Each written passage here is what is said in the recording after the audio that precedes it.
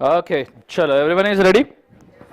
Okay start करते हैं, ध्यान दीजिएगा फटाफट फटाफट। Hold, let me have few settings. चलिए शुरू करते हैं, ध्यान देना।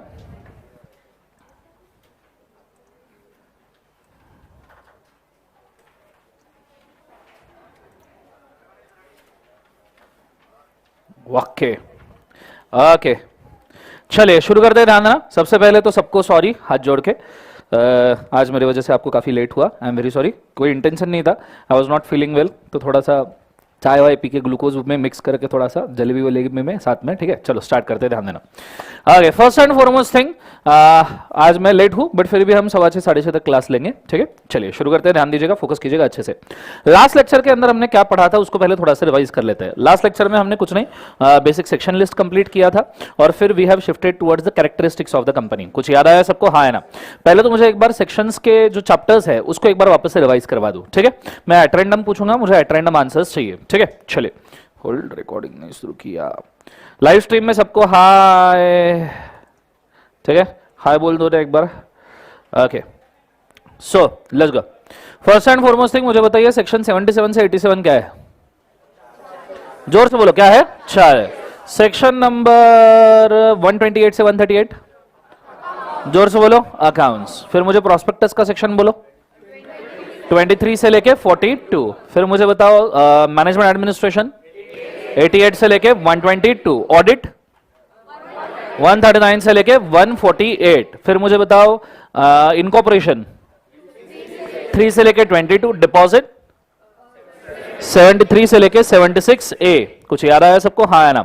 नियरली सभी चैप्टर्स याद आ रहे हैं। चलो उसके बाद में हमने कंपनी के डेफिनेशन देखी थी। मैंने एक बहुत अच्छी चीज बोली थी, कंपनीज एक्ट के सभी डेफिनेशंस कौन से फॉर्म में अरेंज है? अल्फाबेटिकल। जिसके अंदर हमने 220 कंपनी का डेफिनेशन देखा था। कंपनी मींस कंपनी है, सस्ते नशे वाला डेफिनेशन। फिर उसके अंदर प्रीवियस कंपनी लॉ लिखा हुआ था। प्रीवियस कंपनी लॉ कौन से सेक्शन में है? Can you tell me? 2 subsection number कौन सा? 67। 268 में क्या है? वो बंच याद रहना चाहिए। 268 में क्या है? प्राइवेट। 269 में प्रमोटर। 270 में प्रोस्पेक्टस। 271 में पब्लिक एंड 272 में पब्लिक फाइनेंशियल इंस्टीट्यूशन। ये लाइन से याद रहने चाहिए, ठीक है। अपने को सभी सेक्शन याद रखना बहुत जरूरी है। क्लियर है कंसेप्ट? अच्छा, प्रीवियस कंपनी लॉ में ईयर्स बोलो मुझे कौन कौन से थे? 1866 दूसरा, 1882 तीसरा, 1913 चौथा, 1942 लव स्टोरी पांचवा, 1956। समझ में आ रहा है सबको? हाँ है ना? फिर हमने देखा था 3 बाबा लोग आए थे, जस्टिस मार्शल, जस्टिस जेम्स और जस्टिस लिंडले, ठीक है। और उन्होंने डिफाइन किया कि कंपनी के कैरेक्टर्स वगैरह क्या होते हैं। मैंने आपको जज, जस्टिस और मैजिस्ट्रेट के बीच का डिफरेंस बोला। जज क्या होता है? सिविल कोर्ट का, मैजिस्ट्रेट क्रिमिनल कोर्ट और justice high court, supreme court. समझ में आया पक्का? ये चीज होने के बाद में हम आगे बढ़ गए थे। अगली चीज को हमने स्टार्ट किया था और अगली चीज हमने देखी थी कैरेक्टरिस्टिक्स ऑफ कंपनी। एक बार एक्शन के साथ, put your hands up in the air. Are you ready? Yes और नो? सब तो कब है जीवन में? Let's go. So incorporated association, दूसरा artificial judicial person, separate legal entity, perpetual succession, limited liability, common seal, transfer of share, separation of ownership from management, separate property। कुछ याद है? 4 केसेस के नाम बोलो। Salomon versus Salomon and company, दूसरा ली versus ली air farming, तीसरा gramophone typewriter company versus Stanley और चौथा मकोरा versus northern assurance company limited. कुछ याद आया बच्चों पक्का? एवरीबॉडी बोलो हाँ आया ना? ये चीज होने के बाद में हम नेक्स्ट वाली चीज के ऊपर गए थे, मतलब जाने वाले थे, एक्चुअली गए भी थे। हम लिफ्टिंग ऑफ कॉर्पोरेट वेल्थ आज शुरू करने वाले, पर उसके पहले हमने आंसर राइटिंग देखा था। कुछ याद है? आंसर राइटिंग के आप रूल्स लिख रहे थे और मैंने आपको एक होमवर्क दिया था। बोलो हाँ आया ना? किस किसने होमवर्क नहीं किया? किया है सबने? नहीं किया? क्यों? उस दिन आए नहीं थे? अच्छा ओके ठीक है। मैं होमवर्क के कुछ रूल्स बोल दूं जो फेस टू फेस में है और जो लाइव स्ट्रीम में है। पहली बात, कोई फायदा नहीं होगा ये 25-30 लेक्चर का अगर आप होमवर्क नहीं कर रहे तो। मम्मी कसम, ठीक है। फ्रैंकली कोई फायदा ही नहीं है। तुमको कंसिस्टेंटली होमवर्क करना जरूरी है। दिल में एक गार्ड बांध लेने का, जब तक मम्मी घर पे खाना पका रही है और पप्पा चप्पल घिस रहे हैं तब तक मैं यहां पे होमवर्क करूंगा। बहुत सिंपल रूल है, ठीक है। उन्होंने काम से छुट्टी लिया गया तो तुमको हक बनता है क्या? समझ में आया पक्का? हाँ है ना? This works. क्लियर है? डेली 4 रहे 5 रहे, मेरे को होमवर्क का आंसर चाहिए। आप अपसेंट हो, आप घर पे बुक भूल गए, आपने 4 लाइन में होमवर्क किया जो आप एक्चुअली में अच्छा लिखना चाहिए था, कोई भी रीजन किसी भी प्रकार का X Y Z, specifically Y Z, ये रीजन यहां पे सुनाया नहीं जाएगा। होमवर्क नहीं किया है, आधा किया है, पाव किया है, डॉट भी मिसिंग है तो भी रेज होने का है, ठीक है। आज मैं छोड़ रहा हूं, आप थे नहीं थे कोई फर्क नहीं पड़ता, ठीक है। उस दिन जिस दिन होमवर्क दिया थे नहीं थे फर्क नहीं पड़ता, क्लास आपका है, जिम्मेदारी आपकी है। घर जाने के बाद में कोई भी आपको मिल रहा है उसको फोन करके, आजू बाजू के नंबर ले लो, फोन करके पूछ लो कि भाई आज क्या होमवर्क था। क्लियर है? पर मेरे को होमवर्क चाहिए। नहीं किया मैं आपको क्लास में रेज करूंगा पूरा 2 घंटा कंसिस्टेंटली। 3 बार आप रेज हो जाओगे, चौथे दिन आप बाहर रहोगे। कंसेप्ट समझ में आया सबको? हाँ ना? ये मामले में बहुत स्ट्रिक्ट हूं। लाइव स्ट्रीम वालों, तुमको हाथ जोड़ के विनती है कि अगर तुम होमवर्क नहीं कर रहे हो तो बैच करो ही मत बच्चों, फिर करना ही क्यों है ना? राइटिंग प्रैक्टिस अगर तुमसे ना हो रहा है, यही अपना अल्टीमेट मकसद है जिसके लिए हम हैं, ठीक है। यही चीज है। दर्शन खरे क्या पढ़ाता है कोई फर्क नहीं पड़ता, चूल्हे में गया। फर्क इससे पड़ता है कि भाई साहब तुम किस प्रकार वो 3 घंटे में लिख रहे हो, और वो एक ही तरीके से अचीव हो सकता है, वो है होमवर्क। सब समझ में आ रहा है मैं क्या कह रहा हूं? जोर से बोले सर। नो, ये चीज को आपने अच्छे से याद रखने का है, ठीक है। एनीवेज अपने पास समय कम है, मैं भी शॉर्ट समय को और बचाने की कोशिश कर रहा हूं। मैं बोलो, विजय सर बोलो, हम नहीं, बिल्कुल भी ये नहीं कर रहे हैं कि आपका इसमें से कोई भी डेज मिसिंग हो या कोई भी डेज छुट्टी जाए। वी आर ऑल्सो ट्राइंग कि समय के अंदर बहुत अच्छे से बैच कंप्लीट हो जाए, तो आपकी भी जिम्मेदारी बनती है। कंसेप्ट समझ में आ रहा है मैं क्या कह रहा हूं? अभी हमको सच में दोनों को 3-3 दिन की छुट्टी की जरूरत थी। We have pre decided plan, तो हमने उसको कुछ ऐसे अरेंज कर लिया, वो थोड़ा सा पहले, मैं थोड़ा सा बाद में, कि एक दूसरे के लेक्चर कवर कर पाए, बिकॉज आपका समय वेस्ट ना हो, ठीक है। So please take a note of it, ठीक है। टीचर हम बन गए सी, हमको क्या, ठीक है। So please take a note of it, we both have responsibility, so homework is must. Clear है? चलो आगे बढ़ते हैं, ध्यान दीजिएगा। सो आई गेस तुमने होमवर्क किया होगा, बट उसके पहले मैं आंसर राइटिंग के रूल्स खत्म करना चाहूंगा। बाकी बाद में मैं तुमको मॉडल जो आंसर मैंने लिखाया था वो आपको दिखा दूंगा, तो तुम तुम्हारा आंसर करेक्ट कर सकते हो, ठीक है। चलो आंसर राइटिंग के रूल्स में मुझे बताओ कितने रूल्स हुए थे? 4 हुए होंगे ना? हेडिंग वाला हुआ, ब्रैकेट में सेक्शन लिखने वाला, वो रूल हो गया ना? हाँ है ना? ओके, अब नेक्स्ट रूल के ऊपर हम जा रहे हैं। नेक्स्ट रूल क्या है? अब बहुत अच्छे तरीके से ध्यान देना, ये रूल बहुत सारे लोगों को समझता नहीं है, ठीक है। इसको एक्सप्लेन करना पड़ता है, तो मैं क्या कह रहा हूं जरा बोर्ड के ऊपर बड़े अच्छे तरीके से ध्यान देना। आपको लगेगा ये बहुत सिली सा रूल सर बता रहे हैं, इसका कोई तथ्य नहीं है, but this rule have big impact on the format of your answer, ठीक है। ये रूल का तुम्हारे आंसर राइटिंग फॉर्मेट के ऊपर बहुत बड़ा इंपैक्ट है। हालांकि रूल आपको ऐसा लगेगा कि है ऐसी भी कोई बात होती है क्या? नहीं, but it is having a very big impact. Normally आपने मार्जिन ड्रॉ कर लिया, लेट्स से, चलो प्रॉपर्ली ड्रॉ ही कर लेते हैं, कोई दिक्कत नहीं। नॉर्मली आपने अगर मार्जिन ड्रॉ कर लिया तो ऐसे सिचुएशन में आप यहां पे नॉर्मली हेडिंग डालोगे एज अ प्रोविजन, बराबर है। प्रोविजन को अंडरलाइन कोलन, राइट। उसके बाद में ब्रैकेट में आपको क्या लिखना है बोले एक बार, उसे सेक्शन। आपने सेक्शन लिखा, एक्ट का नाम लिखा, आपने क्लोज कर दिया।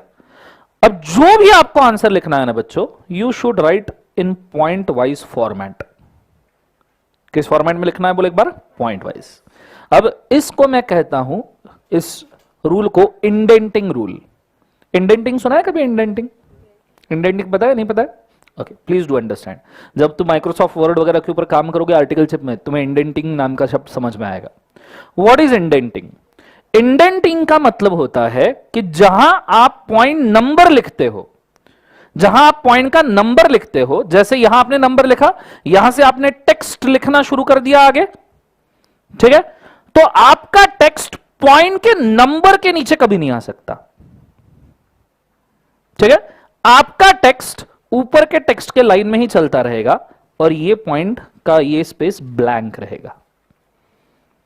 समझ में आ रहा है? This is called indenting, this is called indent. तुमको लगेगा बहुत सिली रूल है, but I will tell you, अगर आप मेरा आंसर देखो जो मैंने लिख के दिया था, I guess this was not, मैंने अलग से लिख के दिया था ना तुम्हें एक, दिस इज द, ये है ना, सी दिस, मेरे आंसर के अंदर पॉइंट्स को आइडेंटिफाई करना बहुत आसान है, ठीक है। वही अगर मैं यहां पे एक दो वर्ड्स ऐड कर दूं, मतलब कुछ ऐसे, ठीक है, ए भी ऐड कर रहा हूं, कोई सेंस नहीं है वर्ड्स का, and nice people love triangle. अब मुझे एक बात बताओ, उसमें नंबरिंग दिख रहा है क्या तुम्हें? तो नंबर तुम्हें ढूंढना पड़ रहा है। वही मैं इन वर्ड्स को वापस गायब कर दूं तो you will see proper numbering identify हो रहा है। This is called indenting rule. Concept समझ में आ रहा है? इससे वैल्यूअर के दिमाग पे अननोइंगली एक इंपैक्ट पड़ता है कि भाई इसने पॉइंट वाइज फॉर्म में लिखा है और बहुत सही फॉर्मेट में लिखा है। This is called indenting rule. आप नंबर के नीचे, बहुत सारे आप में से लोग होंगे, नंबर के नीचे आप जब टेक्स्ट रन करते हो तो नंबर्स छुप जाते हैं, फिर नंबर दिखाने का क्या मकसद? Is as good as paragraph. Concept समझ में आ रहा है मैं क्या कह रहा हूं? दिस इज कॉल्ड कौन सा रूल? सब जन बोले एक बार, इंडेंटिंग। क्लियर है? अच्छा सर, इसमें भी कई बार ऐसा होगा कि देयर विल बी सब नंबरिंग ऑल्सो। इसमें भी क्या आएगा बोले एक बार, जो सब नंबरिंग। अब इसके नीचे का स्पेस ब्लैंक, तो मैंने 1 लिखा, फिर मैंने टेक्स्ट रन किया, फिर मैंने 2 लिखा, मेरा टेक्स्ट एवे ही रन हो रहा है, ठीक है। टेक्स्ट के नीचे टेक्स्ट, नंबर के नीचे ब्लैंक। फिर अभी तुमको सब पॉइंट लिखना है, जैसे सब पॉइंट तुमको इसके अंदर लिखना है ए, ठीक है। तो तुम सब पॉइंट कहां लिखोगे? यू कैनॉट राइट सब पॉइंट हियर बिकॉज वो सब पॉइंट है, it is wrong. If you right it here तो मेन पॉइंट और सब पॉइंट को डिफरेंशिएट करना मुश्किल होगा। सो आपने क्या करना है कि मेन नंबरिंग का टेक्स्ट जहां से आपने शुरू किया था ना, वहां पे आपने सब पॉइंटिंग शुरू करना है। और सब पॉइंटिंग का इंडेंटिंग अलग, सब पॉइंटिंग का इंडेंटिंग अलग, मतलब सब पॉइंटिंग का टेक्स्ट ये कभी भी उस सब पॉइंट के नंबर के नीचे नहीं आएगा। सो ए यहां दिखेगा, बी यहां दिखेगा, सी यहां दिखेगा। तो आप देखिए कि स्पेसिफिकली नंबर भी आइडेंटिफाई हो रहा है, मेन पॉइंट नंबर, और सब नंबर भी आइडेंटिफाई हो रहा है। टिप एकदम छोटी सी है, आपको कई बार यूजलेस लगेगी कि ये क्या है, but I will tell you. इस फॉर्मेट में लिखे हुए 15 से 20 आंसर इमेजिन करो जिसमें ऐसा इंडेंटिंग है। तो वैल्यूअर को तकलीफ नहीं दे रहे, वैल्यूअर को तकलीफ ना देना is the best way to earn the marks. Clear है? सो तुम जितना भी अब सब नंबरिंग करो, सिंपल सा रूल याद रखना, उस नंबर का टेक्स्ट उस नंबर के नीचे नहीं आना चाहिए। वापस तुमको मेन नंबर पे शिफ्ट होना है, ठीक है, कोई दिक्कत नहीं। 3 मेन नंबर, उसका टेक्स्ट आ सकता है सब नंबर के नीचे क्योंकि वो मेन नंबर का टेक्स्ट है। आर यू अंडरस्टैंडिंग मैं क्या कह रहा हूं? जोर से बोले एक बार, sir no, very important, very crucial. पर आपको लगेगा यूजलेस रूल है, बट नहीं, आप कभी इसके अंदर लिख के देखना। कंसेप्ट समझ में आ रहा है मैं क्या कह रहा हूं? और एक बात कृपया ध्यान देना, जब हम 1 लिखेंगे, नंबर लिखेंगे, और मैं यही चाहूंगा कि आप जब नंबर लिखोगे तो आपने पॉइंट 1 2 3 4 यही यूज करना है, ए बी सी डी नहीं, ठीक है। I want 1 2 3 4 means I want 1 2 3 4। Last lecture में मैंने आपको मेंशन किया था, आई am very very cautious and precise about my format, ठीक है। जो मैंने बोला उतना ही, जितना बोला उतना ही। मैंने 1 2 3 4 बोला, मुझे 1 2 3 4 चाहिए। यहां मैंने एबीसीडी स्मॉल लिखा, मुझे स्मॉल ही चाहिए, मेरे को दूसरा नहीं चलेगा। आपने दूसरा एबीसीडी लिखा, मैं आपके आंसर चेक करूंगा, मैं काट दूंगा पूरा आंसर, तुम्हारी कसम। समझ में आ रहा है मैं क्या कह रहा हूं? मैं काट दूंगा आंसर। तुमने यहां पे मैंने एबीसीडी बोला है, मुझे एबीसीडी ही चाहिए। इसके आगे सब नंबरिंग करना है, जैसे ए में और सब नंबरिंग करना है, go for Roman, Roman 1 Roman 2 Roman 3 etcetera, उससे आगे जरूरत नहीं पड़ेगी। क्लियर है कंसेप्ट? मुझे यही चाहिए, 1 2 3 4 small a b c d Roman 1 2 3 4। Clear है? यही होगा, ये छोड़ के कुछ नहीं होगा। आप प्रोसेस को ट्रस्ट कीजिए। अभी आपको लगेगा ये तो फालतू का रूल है, जबरदस्ती जबरदस्ती नहीं, you just trust the process. Process के ऊपर आप भरोसा रखिए, आपको आउटपुट बहुत शानदार आएगा। आपको खुद को भरोसा नहीं होगा कि मैं इतने अच्छा आंसर कैसे लिखने लग गया। कंसेप्ट समझ में आ रहा है? So just trust the process. ये मेरे ईगो की वजह से या मेरे वजह से नहीं बोल रहा हूं, इट इज बिकॉज ऑफ जितना मैंने पिछले 10 साल में सहा है बच्चों के आंसर्स देख देख के, वो सबका रिजल्ट मैं आपको बोल रहा हूं, ठीक है। अब जब आप 1 2 3 4 लिखोगे तो बच्चे बोलते हैं सर 1 और डॉट करने में क्या दिक्कत है, हम 1 डॉट करके लिखेंगे। मैं बोलता हूं नहीं, 1 डॉट नहीं, 1 ब्रैकेट ही चाहिए। बच्चों नहीं सर 1 डॉट से बात बन सकती है तो 1 ब्रैकेट क्यों? तो मैं सिंपल सी बात बोलूंगा आपको, अगर आप 1 डॉट लिखोगे और इसके बाद में इमीडिएटली तुम्हें कोई नंबर लिखना पड़ा, जैसे 43 शेयर होल्डर्स, तो क्या हो गया? Are you getting it? पर यही मैं लिखूं 43 shareholders, visual impact as well as logical impact. तो मैंने आपको जब ब्रैकेट बोला तो मुझे क्या चाहिए? ब्रैकेट। बहुत सोच समझ के सटीक फॉर्मेट बनाया है भाई।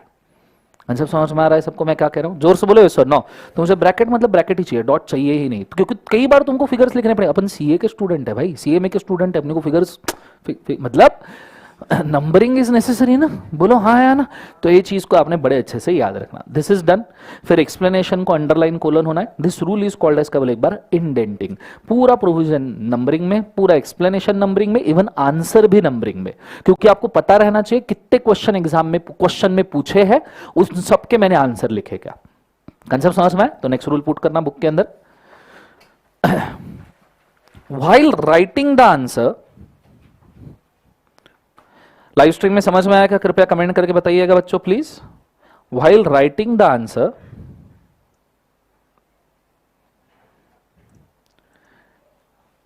Compulsorily indent the numbers, compulsorily indent the point numbers, compulsorily indent the point numbers.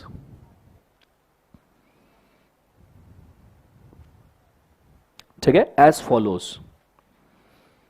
और ये जो मैंने बोर्ड के ऊपर लिखा है ना, आप उसको कॉपी कर लीजिए, ठीक है, क्योंकि उसका विजुअल इंपैक्ट रखना हमेशा जरूरी है। ठीक है, इसमें आपको थोड़ा बहुत जो भी आपको मार्किंग करना है यू कैन ऐड अप। ठीक है, जितना करना जरूरी है वो तो मैंने दे ही दिया।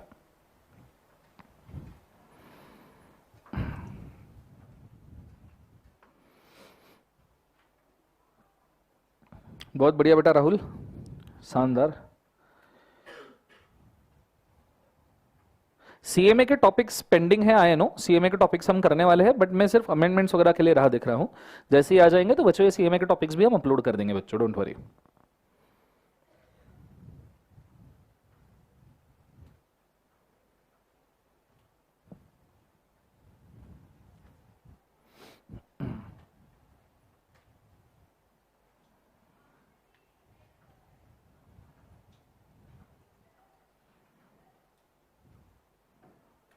सर हमारा ग्रुप ज्वाइन कर लो, मतलब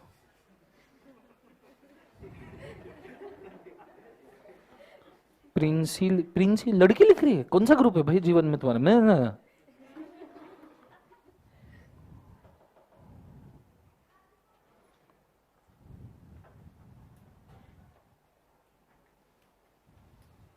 जीएसटी कॉन्करेंट टाइप का लॉ है बेटा। मैंने बोला था GST is a kind of concurrent type of law, पर वो बोले नए एंट्री लिस्ट से इंसर्ट किया गया है। बात सही है, GST is a kind of concurrent law, but GST का इंपैक्ट देखते हुए उसको सेपरेट आर्टिकल के थ्रू ड्राफ्ट किया है। जैसे आर्टिकल 245 246 कॉन्स्टिट्यूशन का था, बोलो हाँ है ना, तो आप उसी को आगे 246 को पढ़ोगे, 247 को पढ़ोगे तो आपको पता चलेगा कि जीएसटी के लिए अलग प्रोविजन बनाई है कॉन्स्टिट्यूशन में, जीएसटी जैसे लॉस के लिए जो रेवेन्यूज के ऊपर असर करते हैं। बट उसका बेसिक अंडरस्टैंडिंग उस लॉ का कॉन्करेंट नेचर का ही रहेगा। ठीक है, क्योंकि सेंटर स्टेट दोनों इन्वॉल्व होते हैं। चलो फॉर्मेट लिखना हो गया, सबको रूल समझ में आया पक्का? बोलो हाँ या ना, जोर से बोलो सर ना। चलो इंडेंटिंग वाला हो गया, नेक्स्ट वाला रूल लिखेगा। नाउ ये रूल भी बहुत क्रूशियल है, ये इंपॉर्टेंट भी है और तुमको इंपॉर्टेंट समझना भी है इसको। अगर मैं 100 बच्चों को बोलूं कि भैया आंसर लिखो, 99 ऐसे होते हैं जिनको ये समझ में ही नहीं आता कि एक्सप्लेनेशन में क्या लिखना है। ठीक है, कल तो मैंने लिख के दिया इसलिए तुम्हारे लिए इजी था, तुमको ऐसा लगा होगा क्या एक्सप्लेनेशन। मैं तुमको एक और केस स्टडी दे दूं, तुम क्वेश्चन में पड़ जाओगे कि एक्सप्लेनेशन में लिखना क्या है। एक बात को आपने याद रखना, मैं इसको समझाने की कोशिश करूंगा, बट प्लीज डू अंडरस्टैंड मैं क्या कह रहा हूं। एक्सप्लेनेशन में क्या लिखना है ये तुमको डे 1 पे समझ में नहीं आ सकता। यू कैनॉट अंडरस्टैंड डे 1 के एक्सप्लेनेशन में क्या लिखना है। इट इज अ प्रोसेस, तुमको 10-12 दिन इसके अंदर ढलना पड़ेगा, तब समझ में आएगा। आपका टारगेटेड आंसर और प्रोविजन से उस आंसर तक के कैसे पहुंचना, इसका रीजनिंग एक्सप्लेनेशन में आता है। जैसे अगर मैं आपको बोलूं, कल मैंने जब लिखा एक्सप्लेनेशन, कल मैंने एक्सप्लेनेशन जब लिखा तो मेरा टारगेट फिक्स था, मेरे को मालूम था कि इसका ये देखो, क्वेश्चन जब आप पढ़ते हो और आप पढ़ाई करके एग्जाम गए हो ना, तो क्वेश्चन जब आप पढ़ते हो आपको इमीडिएटली समझ में आ जाता है बच्चों कि आंसर इसका क्या है। मैंने आपको जब क्वेश्चन लिख के दिया तभी तुमको मालूम था कि इसका आंसर क्या है, but it is not about इसका आंसर क्या है, इट इज अबाउट तुम उसको प्रेजेंट कैसे करते हो। तो तुम्हें आंसर पता था कि इसका आंसर यह है कि भैया उसको दोनों चीजें मिलनी चाहिए, 50 लाख का कंपेंसेशन, 2 करोड़, 50 लाख का डेट, 2 करोड़ का कंपेंसेशन मिलना चाहिए, माना ये उसको मिलना चाहिए। पर आप इसको प्रेजेंट कैसे करते हो, इससे बहुत फर्क पड़ता है। क्योंकि देखो प्रोविजन में तो आप लॉ लिख रहे हो कि लॉ क्या कहता है, कंसेप्ट समझ में आ रहा है? और आंसर में आप स्ट्रेट अवे क्या लिख रहे हो कि भैया क्या होना चाहिए, कंटेंशन सही है या गलत है। तो आप एक्सप्लेनेशन में क्या लिखोगे? तो इस प्रोविजन को गिवन केस लॉ में ढाल के इस आंसर तक के पहुंचने के प्रोसेस को एक्सप्लेनेशन कहते हैं। और ये इजी नहीं है, कल मैंने लिख के दिया इसलिए बहुत सारे बच्चों को घर जाके लिखने में आसानी हुई होगी, पर नेक्स्ट जब तुम होमवर्क हाथ में लोगे ना, तुम्हारे दिमाग में हमेशा यह सवाल फटा पड़ा रहेगा, सर एक्सप्लेनेशन में क्या लिखा है, एक्सप्लेनेशन में क्या लिखे। तो मैं आपको एक्सप्लेनेशन में क्या लिखना है इसकी टेक्निक दे रहा हूं, ठीक है? आप देखना, समझ लो पहले। एक्सप्लेनेशन का point number 1 should be always entire summary of the facts of the question and suggesting towards the direction of the answer. मेरा पॉइंट नंबर 1 देखो, मैंने पूरे क्वेश्चन का समरी जितना काम का है वो जमा करके पॉइंट 1 में लिखा और उसको एक डायरेक्शन दे दिया कि मैं आंसर की तरफ भागने वाला हूं। This is your explanation. देखो कैसे लिखा है, mister B is a member, creditor and employ, उसके साइड में अमाउंट लिख दिया ऑफ द कंपनी। समरी खत्म हो गया, इससे ज्यादा कोई फर्क नहीं पड़ता कि क्या कितना कैसा। हाँ, मेरे को जो फैक्ट चाहिए वो मैंने उठा के लिख लिया। एक्सप्लेनेशन इज अ वेरी बहुत ज्यादा बैलेंसिंग वाला एक्टिविटी है। तुम थोड़ा भी इधर उधर होगे तो कुछ ज्यादा लिख के आओगे या कुछ कम लिख के आओगे। You have to stick to the point. इसलिए एक्सप्लेनेशन के वक्त आपका सिंपली देखो, अब क्वेश्चन क्या था अपना, बात को समझो। एक्सप्लेनेशन एक्सप्लेन करना इतना आसान नहीं है, सो प्लीज फोकस कीजिएगा बड़े अच्छे तरीके से। मैं लाइव स्ट्रीम में भी सबको रिक्वेस्ट करना चाहूंगा, प्लीज बहुत अच्छे से फोकस कीजिएगा। आपका क्वेश्चन यह था कि मिस्टर बेवड़ा को 50 लाख का डेट था, बराबर है, और 2 करोड़ का कंपेंसेशन मिलना चाहिए था। बोलो हाँ या? अच्छा, सबको यह मालूम है कि 50 लाख का डेट और 2 करोड़ का कंपेंसेशन पे होना चाहिए था। बोलो हाँ या ना? एवरीबॉडी प्लीज टेल मी, हाँ या ना? ये सबको मालूम था। पर आप एक्चुअल क्वेश्चन देखोगे ना, तो क्वेश्चन में ये पूछा ही नहीं है कि उसको मिलेगा क्या। क्वेश्चन में पूछा ये है कि कंटेंशन ऑफ दारू वाला राइट है या रॉन्ग है। Are you understanding? मतलब तुमने जो आंसर एज्यूम किया कि 50 लाख और 2 करोड़ मिस्टर बेवड़ा को मिलने चाहिए, वो तो मेन आंसर है ही, बस but asked answer is something different. But जो सवाल पूछा है कुछ अलग पूछा है, और वो इसी हिसाब से पूछा है कि तुम कंफ्यूज हो जाओ। अब जिन्होंने क्वेश्चन ठीक से नहीं पढ़ा ना, वो ये वाला आंसर यहां लिख के आ जाएंगे, मार्क्स कट गए। हर क्वेश्चन में नॉर्मली ऐसा होगा, एक आपका मेन आंसर होगा और एक आस्क्ड आंसर होगा। एक मेन आंसर जो उस क्वेश्चन का कंक्लूजन है कि भैया यहां पे उसको कंपेंसेशन मिलना चाहिए, यहां पे उसको डैमेजेस मिलने चाहिए, मेन कंक्लूजन है। पर उसने पूछा क्या है, कंटेंशन राइट या रॉन्ग, ये आस्क्ड आंसर है। तो ऐसे केसेस में आप एक्सप्लेनेशन में क्या लिखोगे? एक्सप्लेनेशन में क्या लिखोगे? जो मेन आंसर है या जो आस्क्ड आंसर है? मेन आंसर लिखोगे। आस्क्ड आंसर तो आप आंसर में कंक्लूड करोगे ना, तो आपका मेन आंसर जो है और मेन आंसर का जो रीजनिंग है वो एक्सप्लेनेशन में आएगा। कंसेप्ट समझ में आ रहा है मैं क्या कह रहा हूं? जोर से बोलो यस और नो। तो मैंने देखो वही किया, मुझे मालूम था कि आस्क्ड आंसर कुछ तो भी अलग है, इंटेंडेड आंसर, क्वेश्चन जिस प्रकार पूछा गया वो आंसर कुछ अलग है। मेन आंसर ये है कि कंपेंसेशन डैमेज मिलने चाहिए। तो मैंने क्या लिखा लाइन 1 में, मिस्टर बी का ये डेट है, ये कंपेंसेशन है। पॉइंट 2 में, as he is dead the company went bankrupt, he is eligible for 50 lakh creditor and 2 crore as a employ. Mister D cannot claim that he and company are the same. तो मैंने main answer लिख दिया, मैंने separate legal entity का वजूद लिख दिया, compensation मिलेगा, डैमेज मिलेगा, ये लिख दिया। अब आप देखो ये आंसर, अब बच्चे मुझे ये सवाल पूछते सर एक्सप्लेनेशन में आपने ये लिख दिया कि उसको कंपेंसेशन मिलेगा, डैमेज मिलेंगे, तो आपने मेन आंसर में क्या लिखना चाहिए सर? ऐसा तो आपका एक्सप्लेनेशन और आंसर सर सेम दिखेगा। बहुत सारे बच्चों को दिक्कत जाता है, एक्सप्लेनेशन आंसर सेम दिखेगा। आप मेरा आंसर देखना, आंसर में मैंने क्या लिखा है, it is advice to Mr Bewda, Mrs Bewda, the contention of Mr D is void. ये आस्क्ड है और इसका कंटेंशन वॉइड है, that's why she is advise to claim 50 lakh and 2 crore. तो आपने देखना मेरे मेन आंसर में और आस्क्ड आंसर मतलब एक्सप्लेनेशन और आंसर में डिफरेंस है। Are you understanding? एनीवेज मैं फिर से बोलूं, explanation is a tricky part. Explanation is tricky part. Point 1 में आपने क्या लिखना चाहिए? सब जन बोलो, पॉइंट 1 में आपने क्या लिखना चाहिए? Everybody, summary of all the facts, उतना ही जितना आंसर के लिए जरूरी है, एंड डायरेक्शन कि भाई आंसर की तरफ आप जा रहे हो। क्लियर है? फिर उसके नीचे फैक्ट्स लिखो, मेन आंसर आपका जो भी है वो लिखो, ठीक है, या रीजनिंग लिखो। आपको कोई कैलकुलेशन करने, कैलकुलस सवाल है तो कैलकुलेशन एक्सप्लेनेशन में लिखो। आपको कुछ ज्यादा वचन देने हैं, एक्सप्लेन करनी है चीजें, एक्सप्लेनेशन में लिखो। क्लियर है? तो जो भी रीजनिंग वगैरह आपको लगता है, मेन आंसर जो आपको लगता है एक्सप्लेनेशन में। Sir what if main answer and asked answer are same? Sir main answer last answer दोनों एक ही है सर। उसने पूछा, उसने सर ये बोला कि भाई साहब 50 लाख का भैया डेट है और 2 करोड़ का डैमेजेस है। व्हाट इफ उन्होंने सीधा ये पूछ लिया कि बताओ 50 लाख का डेट और 2 करोड़ का डैमेज पे करना पड़ेगा या नहीं पे करना पड़ेगा? बोला asked answer main answer last answer दोनों सेम है सर, अब क्या करें? तो बेस्ट चीज है जिंदगी में, इससे अच्छी बेस्ट चीज तुम्हारे लिए नहीं हो सकती। पूछो क्यों? एक्सप्लेनेशन आंसर कंबाइन कर दो, दो सेपरेट हेडिंग करने की जरूरत ही नहीं है। एक्सप्लेनेशन आंसर कंबाइन कर दो, ऐसा लिखो explanation and answer underline colon, बच गई ना मेहनत। और क्या चाहिए?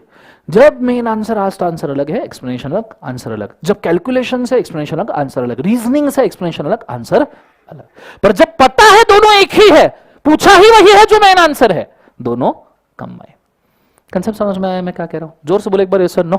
आइडिया क्लियर है एग्जैक्टली मैं क्या कह रहा हूं? तो explanation is a tricky part. मैं आपको वापस बोल रहा हूं, आप मुझे वापस 2 दिन बाद, 3 दिन बाद, 4 दिन, 5 दिन बाद हर एक बंदा आएगा और सर इसमें एक्सप्लेनेशन में सर, तो मैं आपको यही बोलूंगा कि जो मैंने बोला है उतना फॉलो करो and over the period of time ये डेवलप होगा। डे 1 पे तो नहीं होगा ना। So give it 10-15 days, you will be worst. सिर्फ इतना याद रखो, पॉइंट 1 में समरी, जितना पूछा है उसकी समरी, पॉइंट 2 में आपका मेन आंसर और उसका रीजनिंग आना चाहिए, पॉइंट 2, 3, 4 में बात खत्म। 3-4 पॉइंट से ऊपर एक्सप्लेनेशन जाता नहीं है। क्लियर है कंसेप्ट? आइडिया क्लियर है मैं क्या कह रहा हूँ? जोर से बोले सर नो। तो नेक्स्ट रूल लिखिए। लाइव स्ट्रीम में समझ में आ रहा है मैं क्या कह रहा हूँ? जरा बताइएगा। गला गया मेरा।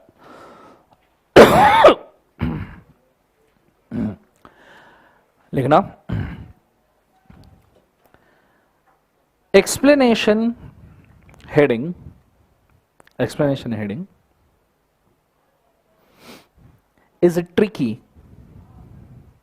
tricky to write.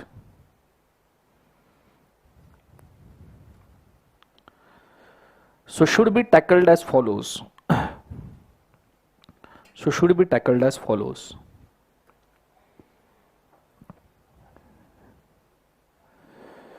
सब पॉइंट ए, इसमें इंडेंटिंग मत भूलना। हाँ,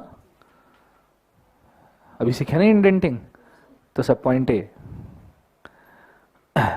नॉर्मली हाँ, अब इसमें से कोई भी रूल रिजिड नहीं है, एबीसीडी में से कुछ भी रिजिड नहीं, बिकॉज तुम वो कैलकुलेशन वाला सवाल है तो तुम सब पॉइंट ए में क्या लिखो, मतलब एक्सप्लेनेशन में पॉइंट 1 में क्या लिखोगे? कैलकुलेशन ही करना पड़ेगा ना। तो जो भी मैं अभी बोल रहा हूं इट इज जनरलाइज्ड, ऐसा नहीं है कि यही करना है आपको। टाइम टू टाइम थोड़ा सा explanation is totally presence of mind वाला गेम है, ठीक है? तो लिखना सब point A, use a presence of mind, use the presence of mind and try to understand the need of question.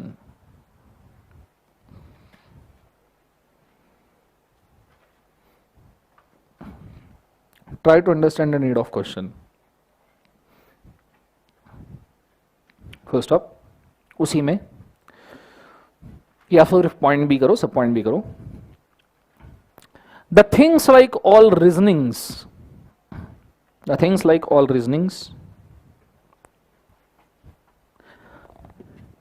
all main answers, things like all reasonings, all main answers,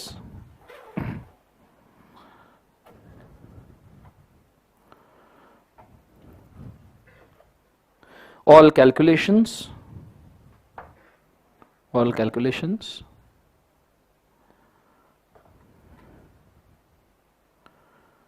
etc. should be presented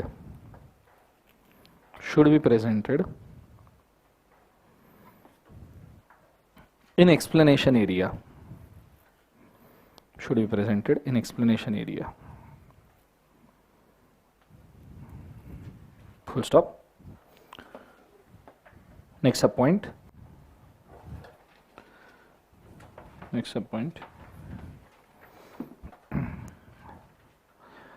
Normally point 1 of the explanation,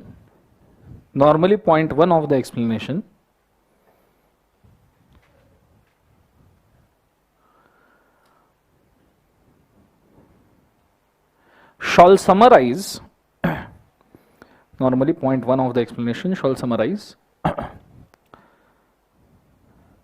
all the facts all the facts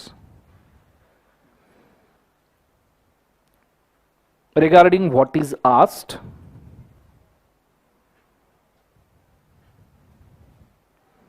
all the facts regarding what is asked and shall direct towards reasoning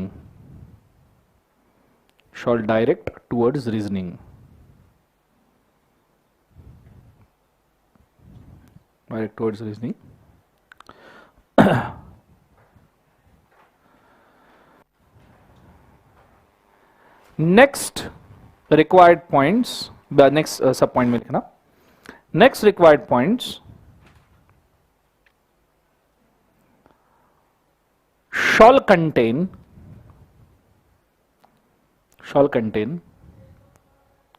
reasons comma main answer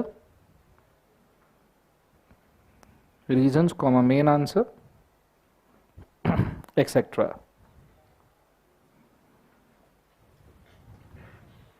full stop. ठीक है, समझ में आया पक्का explanation का rule? बोलो yes.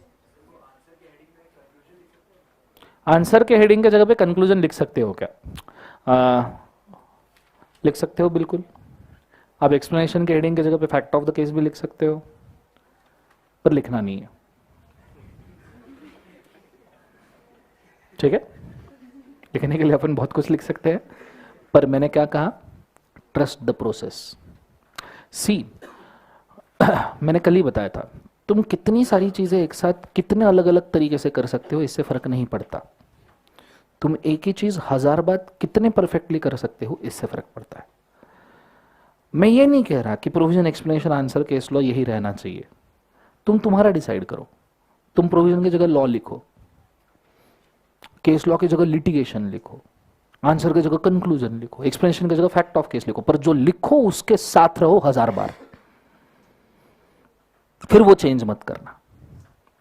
एक बार जो तुम लिखो उसके साथ 1000-2000 बार रहना, और सीए फाइनल के बाद भी उसी के साथ रहना। समझ में आ रहा है? तयात मयात नहीं। तुमने डिसाइड कर लिया ना तुम ये हेडिंग लिखोगे, फिर दुनिया चाहे इधर की उधर हो जाए, कोई डंके की चोट पे तुमको मारने भी आ जाए, जान भी लेने आ जाए, गन पॉइंट के ऊपर बोले एक्सप्लेनेशन लिख, नहीं मैं फैक्ट ही लिखूंगा, ये हिम्मत होगी तो लिखो। समझ में आ रहा है पक्का? हाँ है ना? सो कोई दिक्कत नहीं, बट अगर मैं ये कह रहा हूं तो मैं कुछ सोच समझ के कह रहा हूं। ठीक है, तो ये फॉलो करो। See there is difference in language also. अब पूछा है तो इसलिए बोल रहा हूं, एक minute.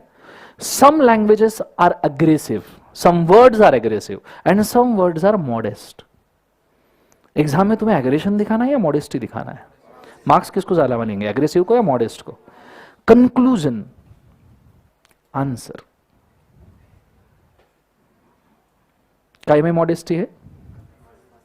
Conclusion is a kind of, तुम उसको समझा रहे हो कि तू मेरी सुन, कह रहे? तो बहुत प्रॉपरली वर्ड चूज किए हैं। जो वर्ड, कोई बहुत भारी वर्ड नहीं है। Provision, explanation, answer. मैं होशियार हूं, मेरे को दिखाना ही नहीं है, वो तो मेरे मार्क्स दिखाएंगे, तू सिर्फ दे। समझ में आ रहा है? इसलिए डोंट ट्राई टू। पर अगर आप करना चाहते हो, मैं नहीं रोकूंगा, पर उसके साथ फाइनल तक के रहने का, ठीक है? कभी चेंज नहीं करने का। फिर पक्का समझ में? ठीक है, नेक्स्ट। एक्सप्लेनेशन का समझ में आया पक्का? Okay, next heading, next rule. अब देखो मैंने केस लॉज, अब देखो हर एक क्वेश्चन में तो केस लॉ नहीं रहेंगे। So there will be hardly 10% of question जिसमें केस लॉ ये हेडिंग आएगा। फॉर्चुनेटली अभी अपने पास थे तो अपन ने लिख लिया, बराबर है? बोलो हाँ है ना? केस लॉ लिखने का तरीका बहुत सिंपल। बचपन में फाउंडेशन में तुमको सिखाया होगा कि केस लॉ जब लिखोगे उस केस के फैक्ट लेने का, सब फैक्ट जमा करने का और लिखने का, पूरे केस के फैक्ट लिखना जरूरी है। बोलो हाँ या ना? अरे बोलो हाँ या ना? गलत, सरासर डिस्कार्ड, उठा के बाहर। पूछो क्यों? उन्होंने तुमको एक केस स्टडी दी है, उसके फैक्ट अलग है। तुम्हारी जो केस स्टडी है, केस लॉ, उसके फैक्ट अलग है। इसके भी फैक्ट लिखो, उसके भी फैक्ट। है कौन समझ के क्या रखा? मंदिर का घंटा है? मैं दोनों के लिखूं, मार्क एक ही मिलने वाले हैं ना, और मैं समय क्यों वेस्ट करूं? और उस बंदे ने जिसने क्वेश्चन पेपर सेट किया उसको मालूम है कि इस फैक्ट से ये फैक्ट बनाए हैं। समझ में आ रहा है? तो केस लॉ का नाम और उसका decision is more than enough. No, हाँ, अगर डायरेक्ट क्वेश्चन पूछा है, explain Salomon versus Salomon and company, तो फिर तुम लिखो ना फैक्ट। किसने रोका है? कंसेप्ट समझ में आ रहा है मैं क्या कह रहा हूं? पर जब तक तुमको केस स्टडी दिया, तुमको ऑलरेडी एक केस स्टडी दिया, वो केस स्टडी के फैक्ट ऑलरेडी तुम्हारे दिमाग में अभी जा रहे हैं, अभी अभी ताजा ताजा मिले, उसमें वो केस स्टडी के फैक्ट लिखो, फिर तुमने जो सॉल्मन सॉल्मन पढ़ा उसके भी फैक्ट निकाल के लाओ, वो भी किसने बोला? ऑलरेडी दिया है ना हाथ में एक case study at a time. तेरे हिंदी मूवी का हीरो बनने का, साउथ इंडियन मूवी का नहीं कि 4 विलन को एक साथ पेल रहा है। हिंदी मूवी एक ही विलन, आप बिशुम, फिर वो मारेगा बिशुम, फिर वापस बिशुम। कंसेप्ट समझ में आया पक्का? हाँ है ना? तो ये चीज को याद रखने का। क्लियर है? कोई तुमको जब तक डायरेक्ट सवाल ना पूछा जाए उस केस लॉ के फैक्ट नहीं। कैसे लिखना है केस लॉ? देखो मेरा सिंपल तरीका, case law underline colon, case का नाम Salomon versus Salomon and company, उस नाम को सिर्फ डॉटेड अंडरलाइन कि भाई थोड़ा निखर के दिखे, ठीक है? ज्यादा भी मेन अंडरलाइन नहीं, एकदम डॉटेड अंडरलाइन। एक लाइन में डिसीजन, एक लाइन से ज्यादा भी नहीं, मेरा बस चरण में 4 शब्दों में खत्म करो इसको, ठीक है? It is decided member can claim the debt as a creditor. Game over. नीचे Lee versus Lee Air farming, it decided member can take a compensation as an employee. Full stop, game over. Concept समझ में आया सबको? हाँ है ना? जोर से बोलो यस और नो। जो उसको चाहिए था हमने बोला ना, बात खत्म हो गई। क्लियर है? नेक्स्ट रूल लिखना। If question is based on case laws, if question is based on case laws, if question is based on case laws, insert a heading case law, inverted commas में लिखना, insert a heading case laws in inverted comma, insert a heading case law,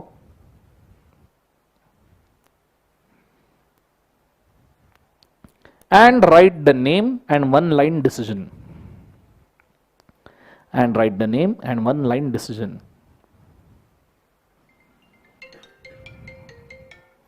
write the name and one line decision।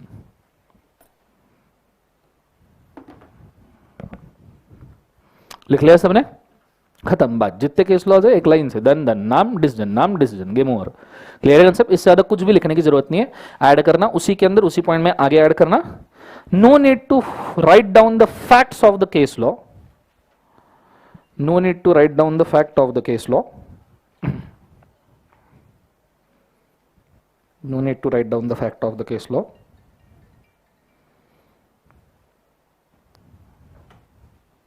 unless asked directly।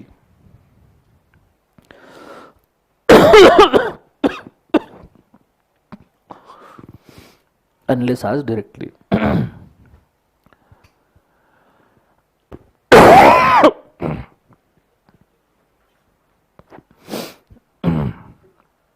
unless asked directly, full stop। लिख लिया सबने? Next rule,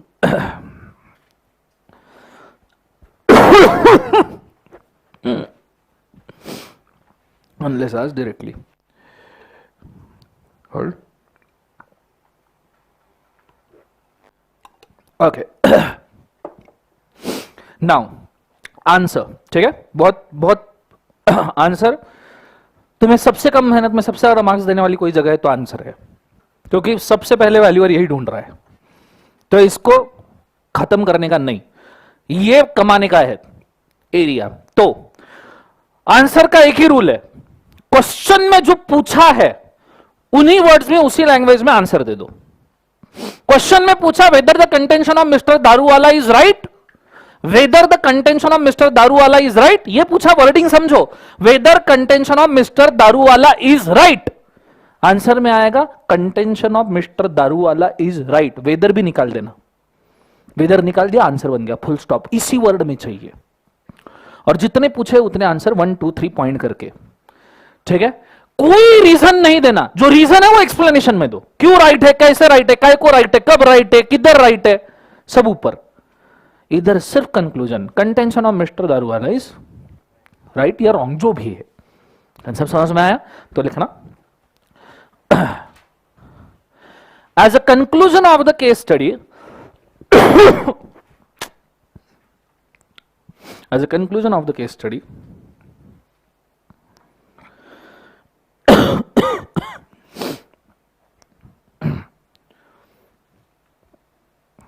as a conclusion of case study, insert a heading answer, inverted commas में लिखना, insert the heading answer,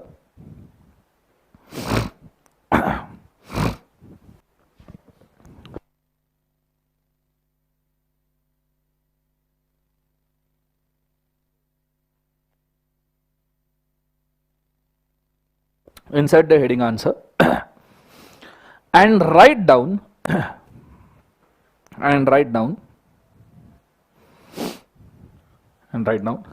only the conclusion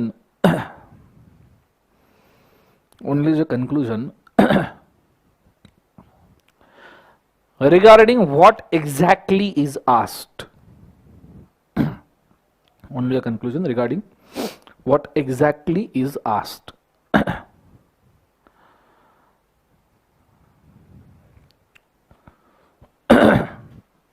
समझ में आ रहा है सबको?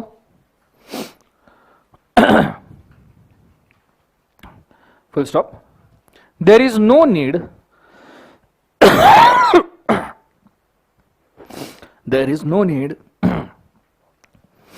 to write down any reason.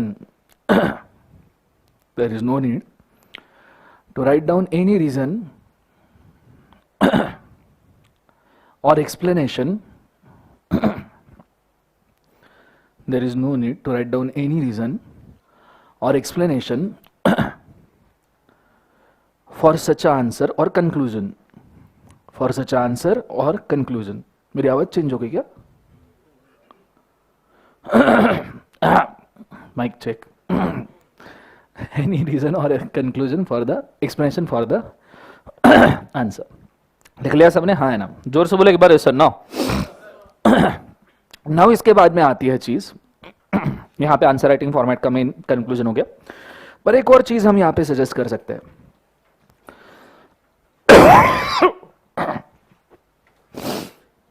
उसे कहते हैं सजेशन. उसे क्या कहते हैं बोले एक बाजू से? सजेशन. नाउ बेसिकली सजेशन क्या है? हैशटैग रिस्की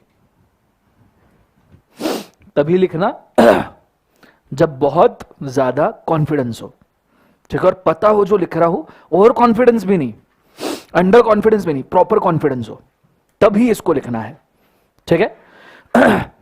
जैसे कई बार ऐसा होता है कि तुम पूरा सेक्शन पढ़ लेते हो और सेक्शन में कुछ पेनल्टीज पढ़ते हो, और कई बार ऐसा होता है कि उस सेक्शन के ऊपर जब सवाल पूछा जाता है तो पेनल्टीज नहीं पूछी जाती, कॉन्ट्रावेंशन पूछा जाता है, और तुम कॉन्ट्रावेंशन लिख के वापस आ जाते हो. पर पेनल्टीज भी तो मेंशन करना उतना जरूरी है. हालांकि इससे मार्क नहीं कटेंगे अगर तुमने पेनल्टी नहीं लिखा. फॉर एग्जाम्पल यहां पे अगर हम बोले तो अगर कंटेंशन जो है दारू वाला का गलत है, माना कंपेंसेशन वगैरह सब सही है एक्सेट्रा, पर क्या ऐसी कोई चीज है जो इसेंशियल है, पर मेन आंसर में भी लिखने की जरूरत नहीं है? ऐसी अगर कोई चीज है तो यहां लिखो. जैसे लेट्स से कि शेयर सर्टिफिकेट फॉर्ज कर दिया. शेयर सर्टिफिकेट क्या कर दिया बोले एक बार जो से? फॉर्ज. तो शेयर सर्टिफिकेट फॉर्ज वॉइड है, ये तुमने आंसर में लिखा, but what about damages, what about compensation, वो तुम सजेशन में लिख सकते हो. कई सारे सेक्शन ऐसे होते हैं जिसमें मेन आंसर तो आता है, कॉन्ट्रावेंशन आता है, पर पेनल्टीज नहीं पूछी जाती, पर तुम एज ए नॉलेज उसको सजेशन में डाल सकते हो. इससे भी बेटर एक और चीज होती है, जैसे ई फॉर्म्स जो हम याद करने वाले हैं. ई फॉर्म्स नॉर्मली आपको कोई पूछेगा नहीं. तुमको समझो इनकॉर्पोरेशन की पूरी प्रोसेस पूछी, तुमने पूरी प्रोसेस लिखी. इनकॉर्पोरेशन के प्रोसेस में 4 ई फॉर्म्स इन्वॉल्व है, INC 7 से लेकर INC 11 तक, टू टेल यू फ्रैंकली. अब वो तो तुमने लिखे नहीं, तो तुम उसको सजेशन में डाल सकते हो कि देख भाई मैंने ये भी पढ़ा है और ये इसेंशियल है. ऐसा नहीं मैं कुछ तो भी उठा के पब्लिक कंपनी है 7 मेंबर्स, वो नहीं लिख रहा मैं. मैंने वो लिखा क्या? नहीं, मैं क्या लिख रहा हूं भाई कि भाई ये इनकॉर्पोरेशन की प्रोसेस है और इस प्रोसेस के लिए ये फॉर्म्स की जरूरत है. मैंने कुछ गलत लिखा, वैल्यूअर जब ये देखेगा और ये तुमने सही में अंडर या ओवर कॉन्फिडेंस वाली नहीं, प्रॉपर कॉन्फिडेंस वाली चीज लिखी होगी, जैसे ये फॉर्म पेनल्टी इसेंशियल वाली चीज, उसका देखने का नजरिया चेंज हो जाएगा. पहले 2 क्वेश्चन में तुम ये लिखो, तीसरे क्वेश्चन में वो एवी आधा 1 मार्क ज्यादा देना शुरू कर देगा.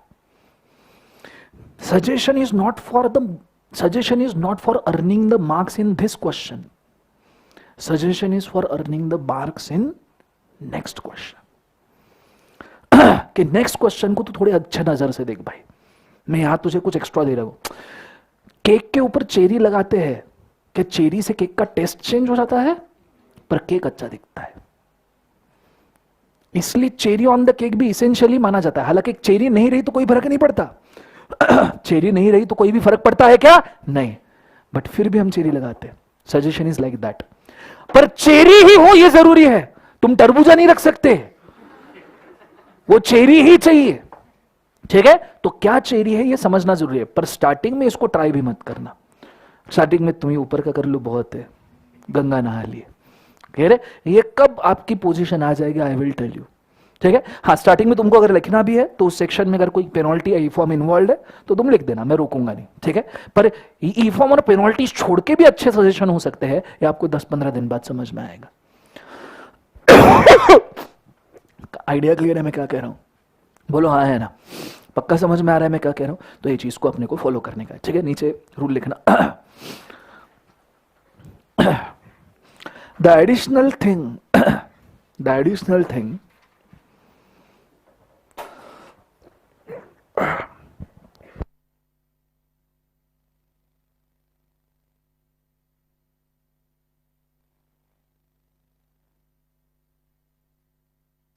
okay, the additional thing we can also write,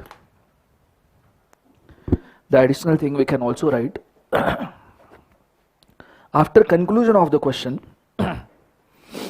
after conclusion of the question,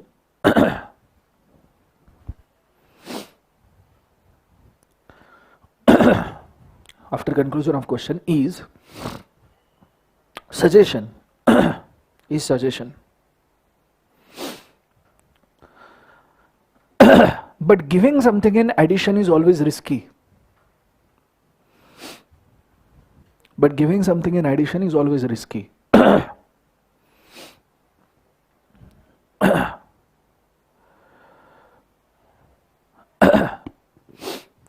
Valuer may or may not like it.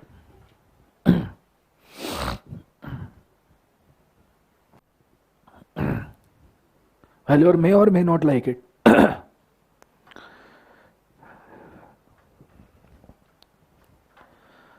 So don't write the suggestion. So don't write the suggestion.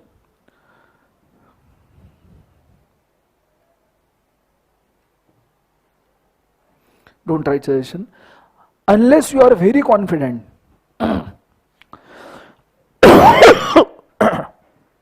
Unless you are very confident that it is essential to question. That it is essential to question.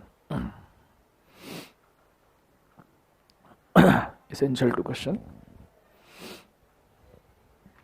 Like penalties, E forms. Like penalties, E forms, etc. Penalties, E forms, etc.